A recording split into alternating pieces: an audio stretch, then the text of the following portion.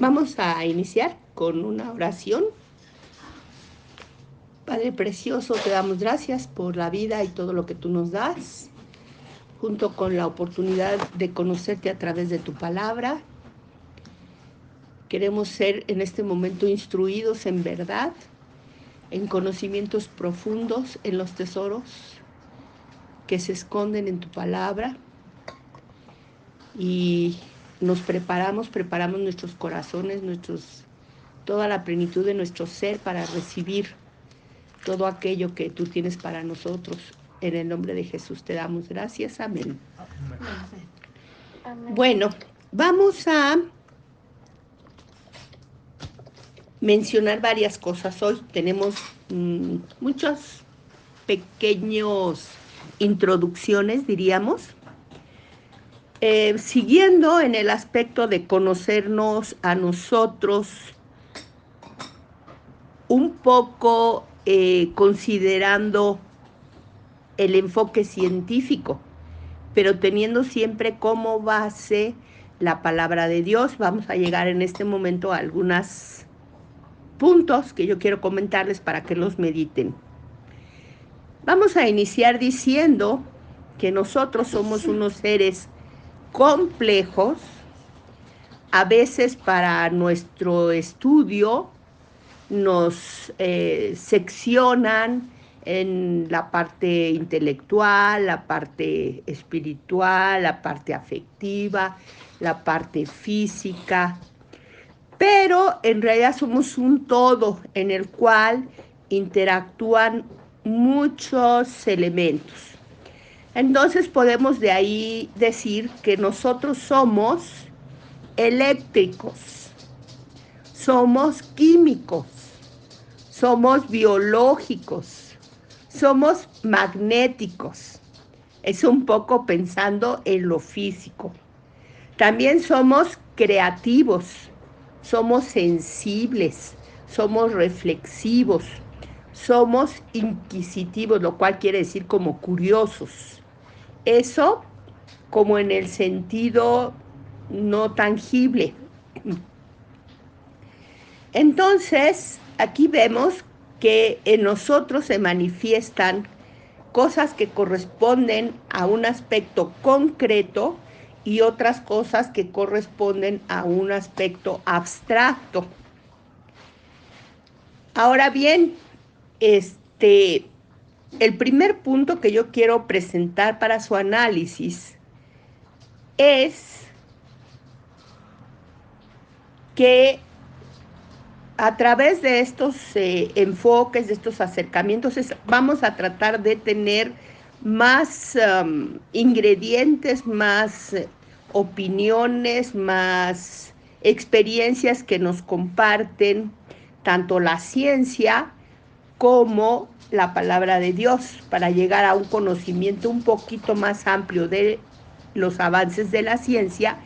Y nuestra idea es llegar a un conocimiento mucho más profundo del Dios de la Biblia a través de su palabra. Nosotros al estudiar vemos que el ser humano, en una de las cosas en que fue creado a semejanza de Dios, es que el ser humano experimenta emociones. Nosotros muchas veces vemos a Dios como un ser lejano, poderoso, y no consideramos a veces que las emociones que nosotros experimentamos las conocemos porque las hemos recibido de parte de Dios. Esas emociones que nosotros experimentamos, Él las experimenta. Dios experimenta emociones, y cuando estudiamos su palabra aprendemos a reconocerlas. En Génesis 1, 26 y 27, en el 26 Dios dice: hagamos al hombre a nuestra imagen y semejanza. Y en el versículo 27 dice: creó al hombre a su imagen y semejanza, varón y hembra los creó. Esto quiere decir que tanto al hombre como a la mujer, Dios nos hizo a semejanza suya. Y quiere decir que tanto el hombre como la mujer experimentan las mismas emociones. Ahora, en Génesis 2:9 se nos presenta una palabra en donde Eva expresa que hay un árbol en el huerto de Edén, que es el árbol de la ciencia del bien y del mal. Ahora, yo quiero presentar a través de estas intervenciones un poco de herramientas que nos hablan de cómo es el pensamiento hebreo, la cultura hebrea, también algunas herramientas para la investigación de hechos que ayuden a nuestro crecimiento, a nuestra comprensión. En este caso quiero presentarles un poco de la escritura hebrea. La escritura hebrea actualmente se considera que tiene tres tipos: la hebrea antigua, la hebrea medieval y la hebrea moderna. Pero la escritura está escrita en el tipo del hebreo antiguo. Este se caracteriza porque tiene 22 letras, que originalmente eran solo consonantes, no existían las vocales. En el hebreo moderno se ha adaptado 2 caracteres de esas mismas consonantes para que funcionen como 2 vocales, pero aún así pues es un lenguaje, sobre todo en la forma escrita, que está limitado, muy limitado de vocales. Tampoco, bueno, se escribe de derecha a izquierda, o sea, su direccionalidad es contraria a la nuestra. Nosotros escribimos de derecha a izquierda. En los escritos antiguos se ven todos los caracteres continuos, no hay separaciones entre ellos y no hay signos de puntuación. Esto nos trae a veces que para conocer el sentido profundo de una escritura hay que estudiarla mucho más de lo que es leerla en su traducción que tenemos hoy. Nosotros cuando estudiamos los signos de puntuación en el español, vemos que tienen una función tan importante que pueden cambiar el mensaje de lo que se quiere expresar. En un ejemplo tan sencillo como ese, que es a la vez una broma, que dice ¿cómo amaneciste? Y entonces estaría esas 2 palabras bordeadas al inicio y al final por un signo de interrogación. Pero si movemos un poquito el signo de interrogación, entonces diría ¿cómo? ¿Amaneciste? Entonces vemos que el simple hecho de mover signos de puntuación nos cambia el sentido. ¿A qué vamos con esto? Yo quiero llegar a un punto que quiero que nos guíe o nos ayude, que ustedes mediten acerca de él para ver qué enfoque le damos a lo largo de diferentes estudios. Antes de concluir lo que corresponde a la escritura del hebreo, los que tengan interés en el Salmo 119 tiene 22 capítulos. Cada uno de esos capítulos tiene como un título. Ese título es el alfabeto hebreo, ¿sí? Entonces, antes de iniciar el versículo 1 dice Alet, que es la letra A del alfabeto hebreo. Entonces, ahí pueden ustedes aprenderse los nombres de las letras hebreas. También quería comentar que ese salmo, bueno, ahí encontramos el alfabeto, pero además que en la Biblia no se usaban las separaciones en capítulos y versículos. Eso también fue un agregado que se hizo ya muchos años después, muchos siglos después, en la Edad Media, para facilitar su estudio y su localización de cosas que queremos ubicar. Cuando no tenía ninguna referencia, pues era todo un conjunto de escritos seguidos, que era muy difícil saber a qué parte nos estábamos refiriendo, y por medio de la separación en capítulos y versículos ya nos ubicamos más fácil. Bueno, eso es solamente como un conocimiento que nos puede ayudar en todo lo que es nuestro estudio. ¿Por qué lo puse en esta ocasión? Bueno, porque decíamos que en Génesis 2:9 se menciona el árbol de la ciencia del bien y del mal, dice ese versículo. Otras versiones dicen el árbol del conocimiento del bien y del mal. Y normalmente nos enseñan, o aprendemos, o entendemos, o generalmente se comprende que ese árbol enseñaba sobre el bien y el mal. Ajá. O sea, que el conocimiento es un árbol que nos hace conocer el bien y el mal. Ahora,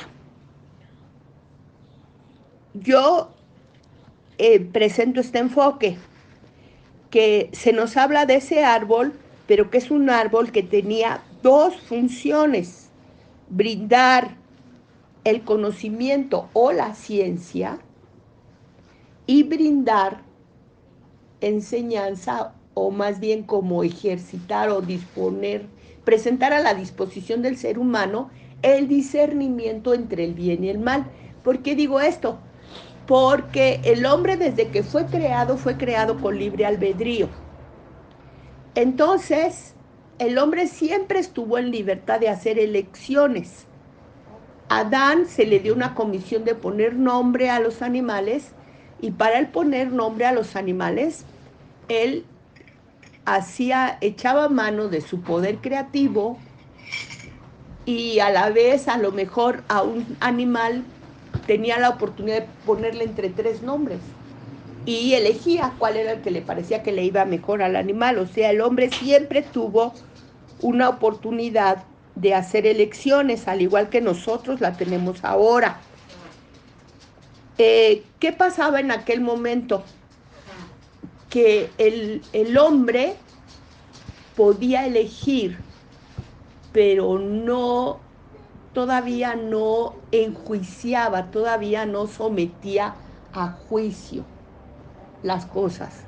Como nosotros, por ejemplo, ahora si tenemos la oportunidad de poner un nombre a algo y tenemos 3 opciones, ya empezamos a decir, no, ese se oye muy común, no, este se oye muy difícil, no, este se oye extranjero, no, este se oye, y empezamos a enjuiciar, y en base a eso hacemos elecciones. Adán no enjuiciaba, es el estado perfecto del hombre. La Biblia nos habla de que nosotros no enjuiciemos. La Biblia pretende que nosotros aprendamos a no juzgar. Muchas veces, cuando lleguemos a ese punto y hagamos un estudio a ese respecto, vamos a ver que muchas veces se nos dice, no juzgues, no juzgues. ¿Por qué juzgas? Porque también lo vamos a ver más adelante, ese amor perfecto que reinaba en el Edén no tiene nada que ver con el juicio. Si nosotros queremos vivir en el amor perfecto de Dios, tenemos que aprender a evitar los juicios. Entonces, Adán sí tenía el poder de elegir, pero no elegía, no enjuiciaba. Para que exista el discernimiento, ya debe de entrar en acción un juicio. A veces tenemos las elecciones, y no solamente unas buenas y unas malas, como en el caso de los nombres, pues cualquier nombre que pongamos a una cosa va a ser buena, pero va a haber unas más buenas y otras no tan buenas. Y para poder elegir, se tiene que hacer el juicio y se tiene que discernir cuál es la que mejor representa eso que le vamos a poner nombre. Entonces el hombre así también en sus acciones de la vida cotidiana tiene que hacer muchísimos juicios, qué camino tomar, por dónde irse, a qué horas levantarse, todo. Entonces, cuando el hombre entró en contacto con ese árbol, no tan solo le iba a brindar conocimiento y acceso a la ciencia, sino también la oportunidad de ejercer juicio y discernir y hacer elecciones mejores y también quitar lo bueno y lo malo. Y otra cosa que yo pienso por lo que pueden haber estado juntos, porque también pudo haber un árbol de la ciencia y del conocimiento y otro árbol del bien y del mal. ¿Por qué estaban juntos? Porque también la misma ciencia y el mismo conocimiento tiene que ser sometido, porque la invención del fuego puede ser usada para bien o usada para mal. La invención o el descubrimiento quizá de un elemento como el uranio puede ser usado para bien o puede ser usado para mal. Entonces está relacionado el juicio, el discernimiento con la ciencia. Siempre que hablemos de ciencia, que es el conocimiento abstracto, concreto, más bien el conocimiento concreto, o sea, cosas que se pueden ver, experimentar y comprobar, debe de ser sometida a un discernimiento para que sea usada para bien, no para mal.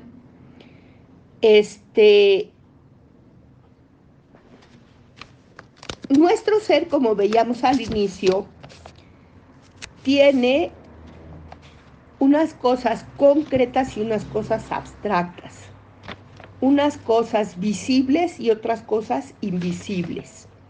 En el aspecto en que mencionábamos que éramos eléctricos, químicos, biológicos, magnéticos, eso puede ser tangible, la electricidad, el magnetismo, los químicos en nuestra sangre, los podemos medir, probar, comparar, cuantificar. Los aspectos invisibles, como la creatividad, la sensibilidad y el carácter, la curiosidad, eso entra en el ámbito de lo invisible, ¿sí? Entonces, en Hebreos 5:14 se nos pone una enseñanza, un pensamiento, donde habla acerca de un conocimiento que se puede brindar y dice que ese conocimiento es para las personas que han alcanzado madurez, para los que por el uso de los sentidos,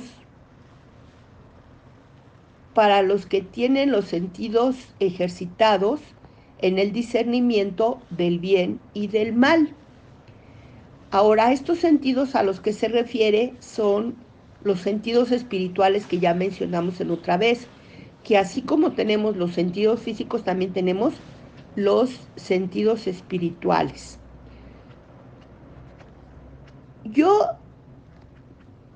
entiendo que así como nosotros tenemos la parte concreta y la parte abstracta, y que la ciencia representa lo concreto y lo espiritual representa lo abstracto, el hacer uso de los avances, de las revelaciones, del conocimiento que se va teniendo en esas dos áreas, a nosotros nos es de ayuda porque son ámbitos que tenemos en nuestro interior y que nos ayudan a conocernos más a nosotros mismos. Específicamente el tema de hoy es el de las emociones, pero teníamos que ver un poquito cómo las vamos a enfocar. Las emociones son una realidad en toda la vida, desde, no sé si un bebé que no ha nacido ya experimenta emociones, que yo creo que sí, porque a las madres embarazadas se les dice que se cuiden de angustias, de enojos, porque se los transmiten por medio de los químicos que ellos generan y también de lo que los bebés ya escuchan y todo, al bebé que aún no ha nacido. Así es que yo creo que sí los tienen desde antes de nacer. Pero definitivamente, ya desde que observamos un bebé recién nacido, las emociones son una realidad y se presentan durante toda la vida. Ahora, las emociones en sí ni son buenas ni son malas. Simplemente son naturales. Están puestas allí por Dios con un propósito, ¿sí? Yo entiendo que las emociones son como los marcadores en un tablero de un aparato, que quien crea el aparato le pone un señalador para cuando se sobrecalienta, le pone otro señalador para cuando está bajo de energía, le pone otro señalador para cuando requiere líquidos. Y así Dios nos puso a nosotros las emociones, que son como señaladores para que nosotros sepamos lo que nos está pasando. Ahora, cuando las emociones se presentan, van a tener manifestaciones. Sus manifestaciones van a ser eléctricas, magnéticas, energéticas, químicas, somáticas. Y esto se puede medir porque las emociones son energía. Nosotros somos energía. Todo el universo es energía. Cuando hablamos de la mente, hicimos hincapié un poco en algunas cosas que contenía la mente. Pero, y dentro de ellas también mencionamos que la mente tiene inteligencia. Tiene la memoria, tiene los recuerdos, tiene las emociones, tiene la inteligencia, la creatividad. Todo eso está dentro de la mente, los pensamientos. Algún estudioso analizó la inteligencia y la dividió por lo menos en 8 tipos de inteligencias, ¿sí? No se las quiero mencionar porque no vienen al caso. Las que sí nos interesan y que nos afectan un poco más en este aspecto de conocernos a nosotros mismos y lograr una mejor conexión con las personas que nos rodean, con nuestro entorno, con nosotros mismos, y comprendernos y estar en una posición de contactarnos con Dios, de comprenderlo también, es la inteligencia intrapersonal y la inteligencia interpersonal. Esta interpersonal diríamos que puede ser una inteligencia social también. Y a la intrapersonal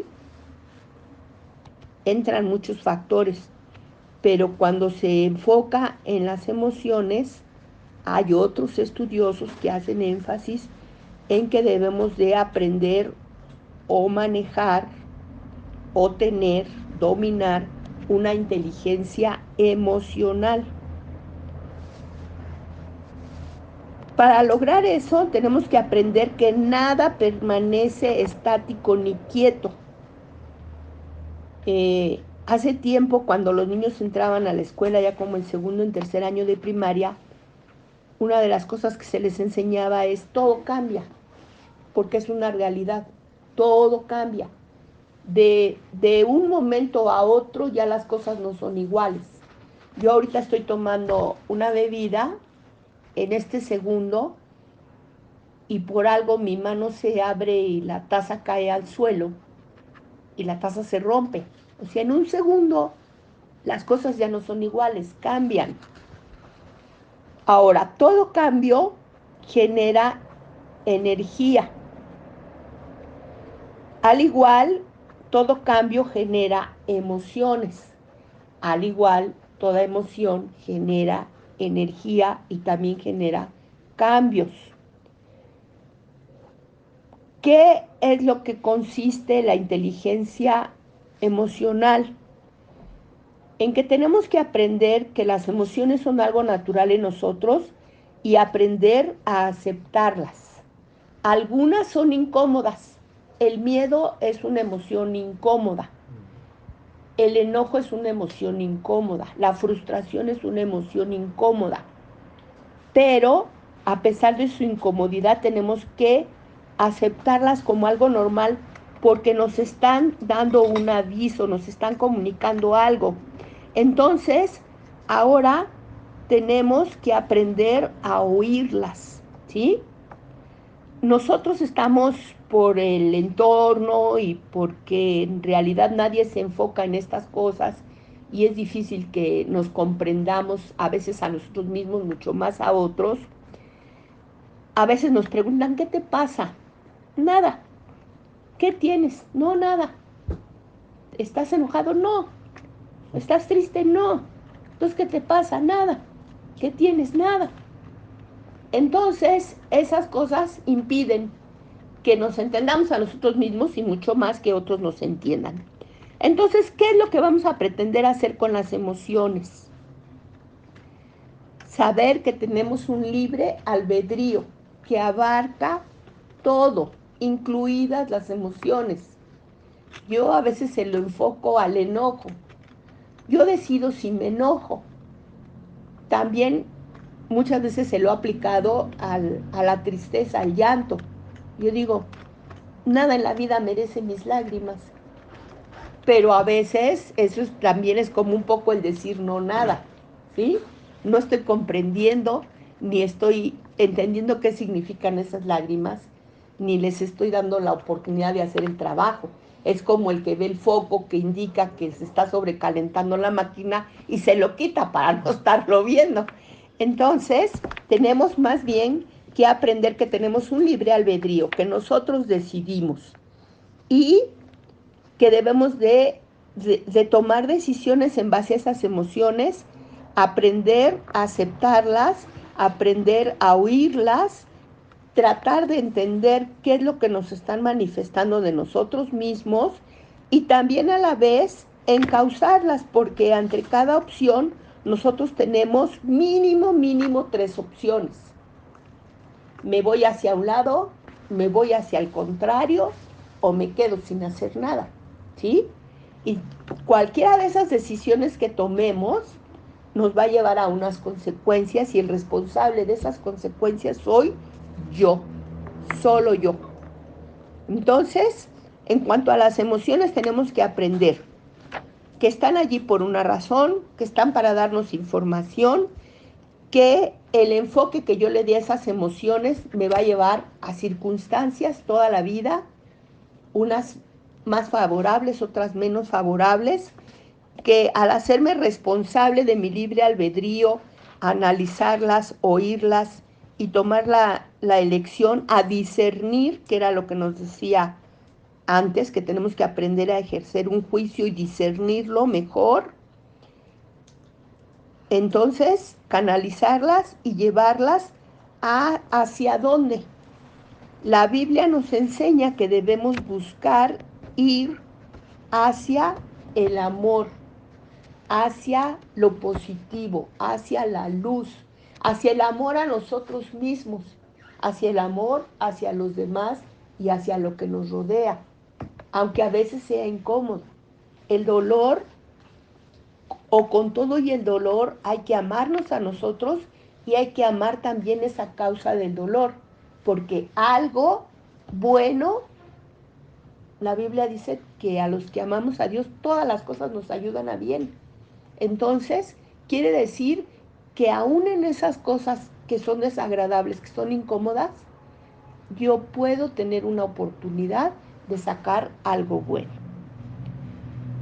Más adelante veremos que existen muchas formas de amor, las estudiaremos en algún momento, y aquí vamos a ver que la meta que la Biblia pretende en nosotros es guiarnos a ser cada vez más semejantes a Dios, que es amor, dice su palabra, pero la clase de amor que Dios es un amor incondicional, sin juicios. Él no nos juzga, Él nos acepta porque tiene ese amor incondicional. Y así nosotros tenemos que tratar de ver a nosotros mismos, a los demás y todo nuestro entorno. Bueno, vamos a despedirnos. Bendito Padre, te damos gracias porque tú nos has permitido acercarnos un poco a tu palabra y mientras más nos enfocamos, vemos que hay tantas cosas que ignoramos, tantas cosas que aparecen allí en tu palabra y que nosotros tenemos que tratar de rascar hasta lo más profundo para ver por qué están allí, en qué nos van a ayudar en esta forma de vivir que hemos elegido, que es tratando de vivir vidas agradables delante de ti. Nos despedimos con gozo porque hemos recibido algo de ti y ahora te pedimos tú nos ayudes a asimilarlo, a comprenderlo. En el nombre de Jesús te lo pedimos y te damos gracias. Amén. Amén. Amén.